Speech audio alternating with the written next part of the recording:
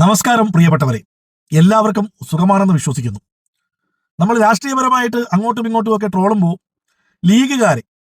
ചില ലീഗുകാരെ നമ്മൾ മൂരികളെന്ന് വിളിക്കാറുണ്ട്. അപ്പോൾ പലരും ചോദിക്കാറുണ്ട്, സഖാവെ, രാഷ്ട്രീയപരമായിട്ട് ആശയം കൊണ്ട് നേരിടുമ്പോൾ നമ്മൾ അവരെ അങ്ങനെ വിളിക്കാൻ പാടുണ്ടോ എന്ന്.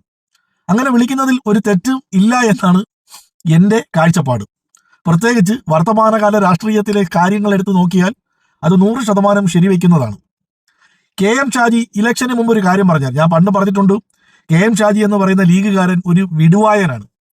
കൈയടിക്കാൻ മുമ്പിൽ 10 തലച്ചോറില്ലാത്ത അണികളെയും ഒരു മൈക്കും കയ്യിൽ കിട്ടിയാൽ വായിൽ വരുന്ന എന്ത് തെമ്മാടിത്തരവും പറയാനും എന്ത് കളവ് പറയാനും എന്ത് വിടുവായത്തരം പറയാനും ഒരു മടിയുമില്ലാത്ത ഒരു ലീഗ് നേതാവാണ് കെ എം ഷാജി. നമുക്കറിയാം, ഇലക്ഷന് തൊട്ടു മുമ്പ് അദ്ദേഹം ആവേശത്തോടെ പ്രസംഗിച്ചായിരുന്നു. എന്താണ്? നിങ്ങൾ എനിക്ക് വോട്ട് നൽകി ജയിപ്പിച്ചാൽ, ഞങ്ങൾ അധികാരത്തിൽ വന്നാൽ ഗാന്ധിജിയെ ഇറക്കി വിടുന്ന, നെഹ്റുവിനെ ഇടക്കി വിടുന്ന PM ശ്രീ പദ്ധതി അറബിക്കടലിലേക്ക് വലിച്ചെറിയുമെന്ന്.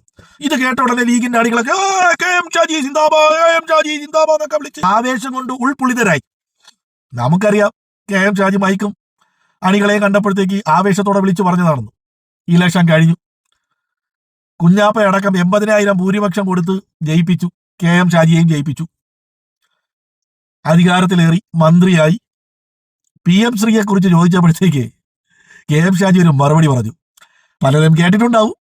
കേൾക്കാത്തവർക്ക് വേണ്ടി ആ മറുപടി ഞാൻ ഇതിലൂടെ നാടിയാം. ആ മറുപടി കേട്ടിട്ട് നമുക്ക് ബാക്കി പറയാം. ദിവസം വന്ന് പിറ്റേന്ന് ഇദ്ദേഹം ചോദിക്കുന്നത് അറബിക്കടലിൽ ഇറങ്ങിയിരുന്നൊക്കെ ചോദിച്ചാൽ, ഒരു പ്രസംഗത്തിനകത്ത് അറബിക്കടലിൽ ഇറങ്ങിയില്ല, അതൊക്കെ ഒരു വലിയ രാഷ്ട്രീയമായിട്ട് കൊണ്ടുവരികയാണ്. അറബിക്കടലിൽ കൊണ്ടെടുക്കുക, പിന്നെ സർക്കാരിന്റെ കരാർ അറിയാൻ പറ്റുമോ? ദിവസം വന്ന് പിറ്റേന്ന് ഇദ്ദേഹം ചോദിക്കുന്നത് അറബിക്കടലിൽ ഇറങ്ങിയിരുന്നൊക്കെ ചോദിച്ചാൽ, ഒരു പ്രസംഗത്തിനകത്ത് അറബിക്കടലിൽ ഇറങ്ങിയില്ല, അതൊക്കെ ഒരു വലിയ രാഷ്ട്രീയമായിട്ട് കൊണ്ടുവരികയാണ്. അറബിക്കടലിൽ കൊണ്ടെടുക്കുക, പിന്നെ സർക്കാരിന്റെ കരാർ അറിയാൻ പറ്റുമോ? കേട്ടല്ലോ, എന്താണ് മൈക്ക് കിട്ടുമ്പോ വായിൽ വരുന്നതൊക്കെ പ്രസംഗിച്ചെന്നിരിക്കും. അതൊക്കെ ഇപ്പോ അധികാരത്തിൽ വന്നാൽ നടപ്പിലാക്കാൻ പറ്റുമെന്നാണ് കെ എം ഷാജി ചോദിച്ചതിന്റെ മലയാളത്തിലെ അർത്ഥം. PM ശ്രീ പദ്ധതിക്ക് എടുത്ത് അറബിക്കടലിൽ എറിയാൻ പറ്റുമോ? കേന്ദ്ര സർക്കാരിന്റെ പദ്ധതികളൊക്കെ എടുത്ത് അറബിക്കടലിൽ എറിയാൻ പറ്റുമോ എന്നാണ് കെ എം ഷാജി ചോദിച്ചത്. ഞാൻ മുമ്പ് കെ എം ഷാജിക്കെതിരെ നിരവധി വീഡിയോ ചെയ്തിട്ടുണ്ട്. അതിനകത്തെല്ലാം ഞാൻ എടുത്തു പറയുന്ന ഒരു കാര്യമുണ്ട്, കെ എം ഷാജി വിടുവായനാണ്. ഇനി ലീഗുകാരോട് പറയാനുള്ളത്, കെ എം ഷാജി ഭയങ്കര നിലപാടുകളുടെ രാജകുമാരനാണ്.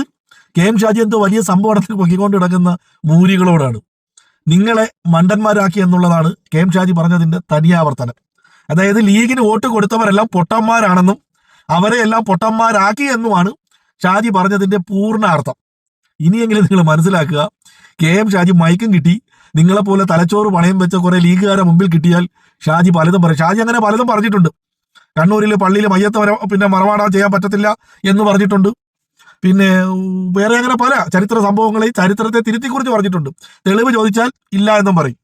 ഈ ലീഗുകാർക്ക്, അതായത് ഈ ലീഗിന്റെ മിക്ക നേതാക്കന്മാരും ലീഗിന് വോട്ട് ചെയ്യുന്നവർക്കൊക്കെ അള്ളാഹു താല സമ്പത്ത് കൊടുത്തു, പണം കൊടുത്തു, സൗന്ദര്യം കൊടുത്തു, വലിയ വലിയ വീടുകൾ കൊടുത്തു, വലിയ വലിയ ബിസിനസ്സുകൾ കൊടുത്തു, തലച്ചോറും കൊടുത്തു. പക്ഷെ അള്ളാഹ് ചിന്തിക്കാനുള്ള കഴിവ് കൊടുത്തില്ല. ഈ ചിന്തിക്കാനുള്ള കഴിവ് കൊടുത്താലല്ലേ തലച്ചോറ് കൊണ്ട് ചിന്തിച്ചിട്ട് ഈ പറയുന്നതിന് വല്ല കാര്യമുണ്ടോ എന്നൊക്കെ ചിന്തിക്കൂ. അള്ളാഹു താല അത് മാത്രം കൊടുത്തില്ല. തലച്ചോറ് കൊണ്ട് പണക്കാട് കുടുംബത്ത് പണയം വെച്ചു. കുഞ്ഞാലിക്കുട്ടിക്ക് 80,000 ഭൂരിപക്ഷവും കൊടുത്തു. പല ലീഗിന്റെ നേതാക്കന്മാർക്കും ഭൂരിപക്ഷം വലുതാക്കി കൊടുക്കുകയും ചെയ്തു. പക്ഷെ കാര്യമല്ലോ നടന്നു. പിന്നെ വേറൊരു കാര്യം, ഈ കുഞ്ഞാലിക്കുട്ടിക്ക് 80,000 ഭൂരിപക്ഷം കൊടുത്തവർക്കൊക്കെ പെൻഷൻ കറക്റ്റായിട്ട് കിട്ടുന്നില്ലെങ്കിലും ലോഡ് ഷെഡിങ്ങും പവർ കട്ടൊക്കെ ഒക്കെ കറക്റ്റായിട്ട് കിട്ടുന്നുണ്ടല്ലോ അല്ലേ?